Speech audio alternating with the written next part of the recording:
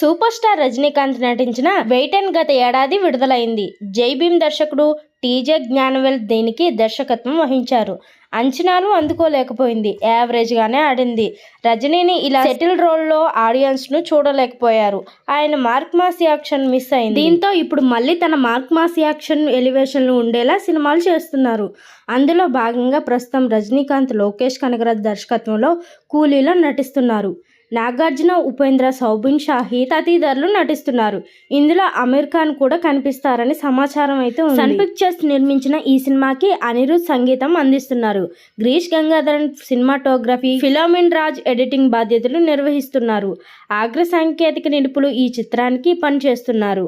ఇందులో star heroine Shruti Haasan కీలక పాత్రలో కనిపించబోతుందంట. రజనీ సెంటిమెంట్ ప్రకారం జైలర్ విడుదలైన ఆగస్టు 10నే కూలీను కూడా విడుదల చేయాలని సన్ పిక్చర్స్ నిర్ణయించింది.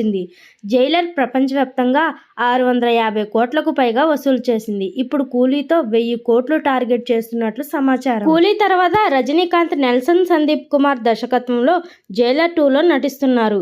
ఈ సినిమా పనులు ఇప్పటికే ప్రారంభమవుతున్నాయి. ఇందులో మోహన్ లాల్, శివరాజ్ కుమార్ మరోసారి కనిపించబోతున్నారు. అలాగే తెలుగు నుంచి బాలకృష్ణ కూడా కనిపిస్తారని పుకారు అయితే ఉంది. ఇది ఎంతవరకు నిజమో తెలియాల్సి ఉంది. చూశారు కదా ఫ్రెండ్స్, ఈరోజు టాపిక్. ఈ వీడియో కనుక మీకు నచ్చినట్లయితే లైక్ చేయండి, షేర్ చేయండి, ఎలా ఉందో కామెంట్ చేయండి. అలాగే మీ ఫ్రెండ్స్తో షేర్ చేసుకోండి, సబ్స్క్రైబ్ చేసుకోండి.